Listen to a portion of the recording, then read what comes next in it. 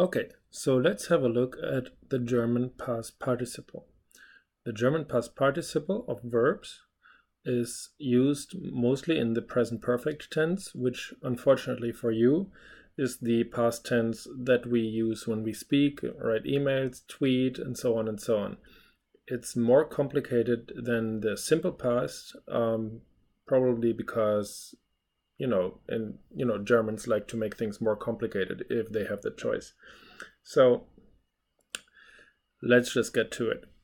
So there are different types of verbs in German, and they form the past participle in slightly different ways. So let's start with our regular verbs, the ones that I made yellow here in the yellow category. So here we form the past participle by taking GE. We add the stem of the verb, and then we add a T. Okay, so let's take a very simple example.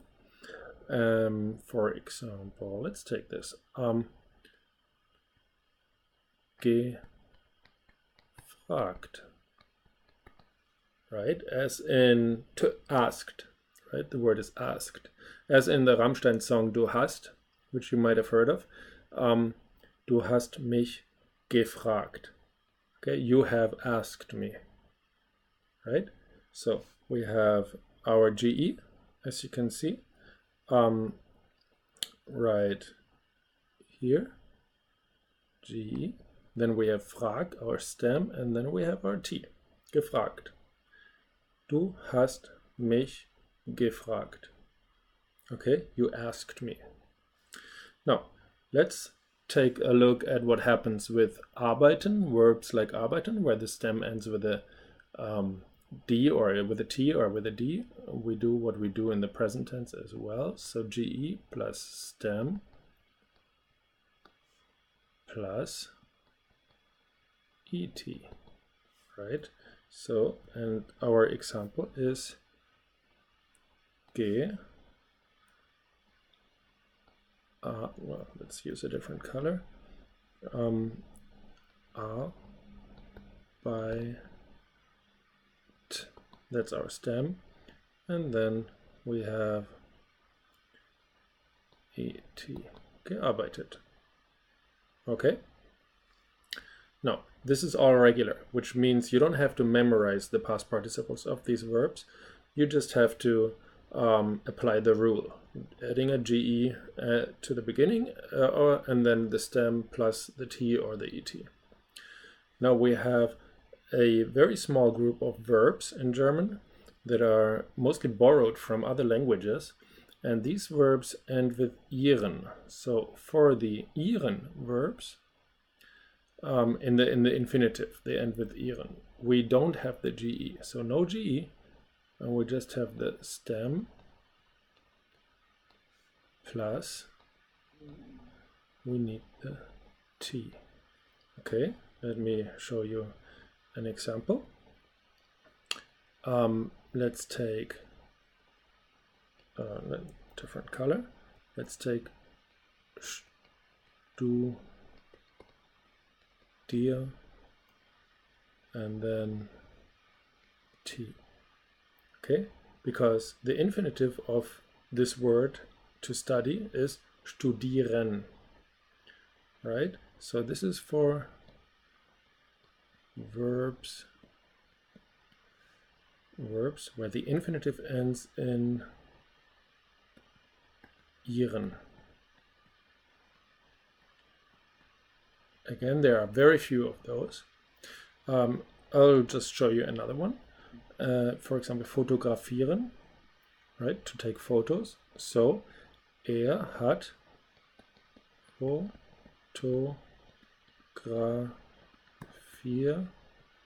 and then RT. Oh, now I made it red. Okay, let's make it green. Green tea. Hat fotografiert. He took photos. Okay, so again, like for all of those here are regular verbs, the yellow ones up here.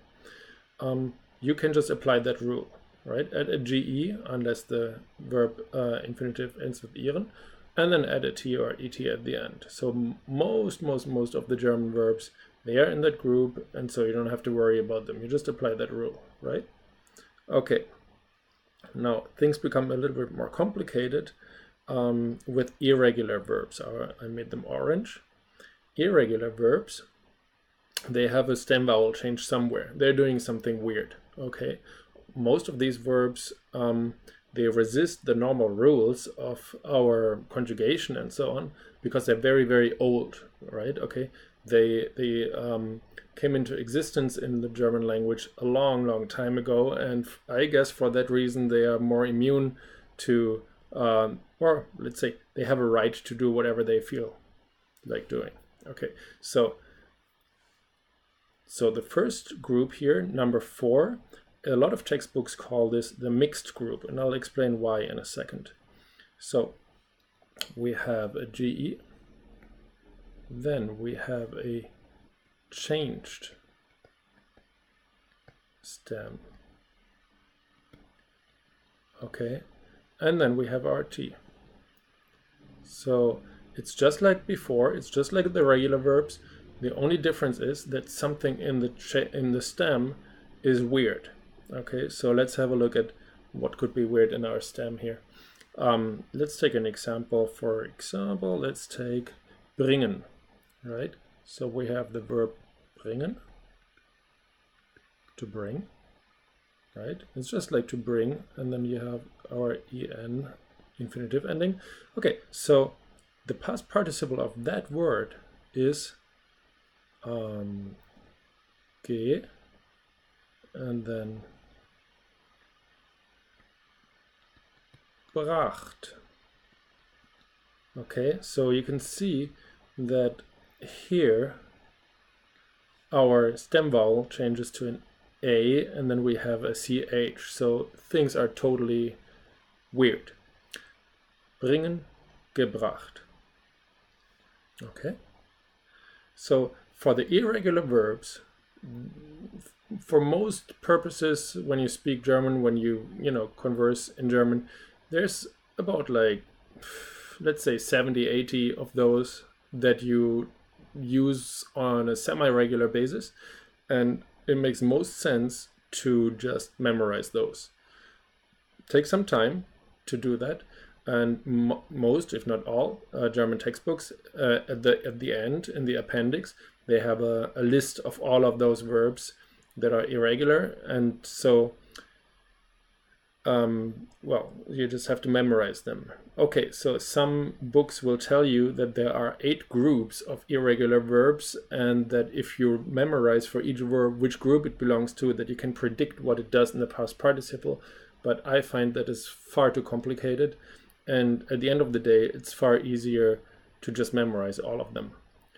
And you do that by simply using them as often as you can, and eventually you will just get the hang of it. It's like playing piano or any kind of instrument. Okay, so now we have a list of verbs that are strong. Okay, they are strong and irregular. What on earth does that mean? So whenever a textbook tells you that there are weak verbs and strong verbs in German, you might get confused, but it's very simple. Weak verbs, that just means that in the past participle they take that T, oops, I deleted it. Okay, they take the T at the end. See, they all take a T. T, T, T, T, or ET. Okay, now strong verbs don't do that. Strong verbs are GE plus, usually, well, plus a stem, plus EN. So the definition of a strong verb is simply that it takes an EN in the past participle at the end. Okay. Now, for some weird reason, most of those verbs are verbs of movement. So, or not all of them, but like a lot of them are verbs of movement. For example, well, not this one, not the example that I'm going to give you, but just in 1 second. Like for now I'm going to give you this example here. G, and then I should use a different color. let's use green. G, and then we have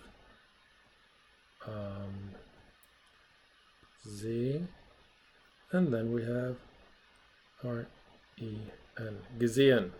Ich habe dich gesehen. I saw you. So sehen becomes gesehen. Okay, so note that in this group we have no stem vowel change, but we do have the en at the end, which makes it a strong verb. Okay. Now there are other verbs that are strong and irregular, and they have both the en at the end and they have a stem vowel change. So then it looks like this: ge plus changed stem plus en. Okay, there are very few of those verbs. Well, relatively, there are very few of those verbs. Let me give you an example, or 2 or 3 examples maybe. So, fliegen becomes geflogen.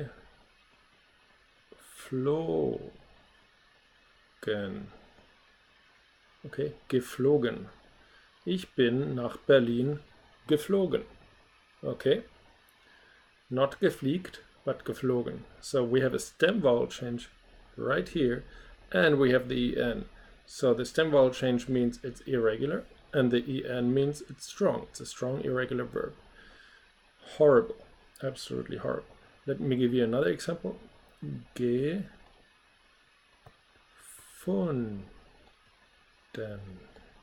Okay. Found. Ich habe deinen Stift gefunden. I have found your pen. Okay, so these are all of the German past participles. Again, it looks super confusing. It's a big table. There are a lot of colors, but it's actually not that complicated, because you know, the good thing is that most German verbs are in this group up here. They're weak, they're regular, and you just take the GE, your stem, and add a T at the end, and you're good to go. And the great thing about that is you don't have to conjugate those things. Okay, that's just all there is.